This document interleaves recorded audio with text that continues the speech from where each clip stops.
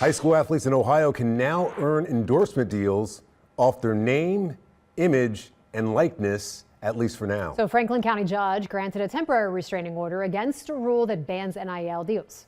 The Ohio High School Athletic Association expected to issue a vote within the restraining order period that could establish bylaws for endorsements. But in the meantime, a lot of kids can make a lot of money. Yeah. That's making a lot of parents, I would think, happy as well. Brady Williams joining us after talking with some local athletic directors about the issue.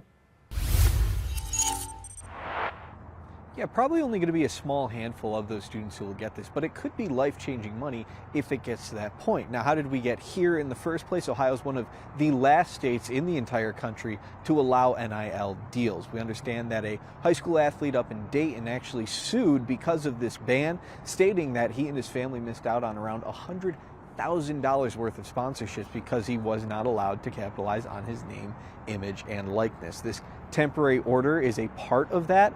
It is expected that the Ohio High School Athletics Association is going to vote to get something more permanent in place very soon.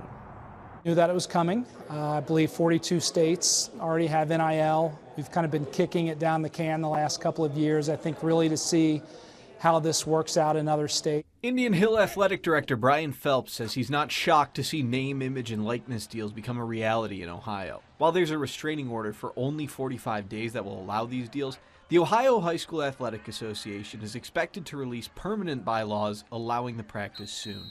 Does high school sports need this? No, but you're there, and so you have to make adjustments and deal with the reality of where we're at as a society, I guess. Elder Athletic Director Kevin Espelage says in practice, NIL deals will likely only affect a handful of students across the state.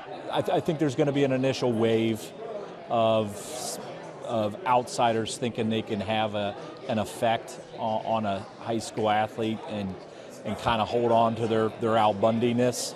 But the big picture is I think you're dealing with a small percentage of student athletes. For those select few, the money could be life-changing.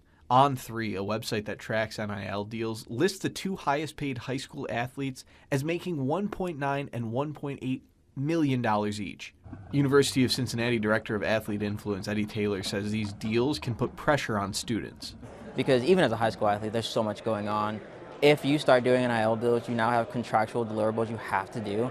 And so it's no longer a game where it's just fun, like that you're a business. For now, schools across the state will wait for OHSAA's bylaws, vote on them, and adapt as the rules are set in place. As we understand it more, we'll have to grow with it and try to help support our student athletes the best that we can.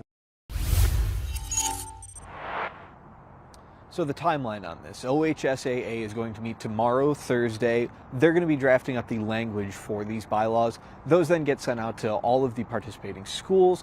They all get to vote on this, and from there, hopefully these schools will have a better idea of how to approach NIL and how they can deal with these students and what the rules actually are. We'll keep you updated on all of that, but for now, live with photojournalist Savannah Tyree, Brady Williams, Fox 19 Now.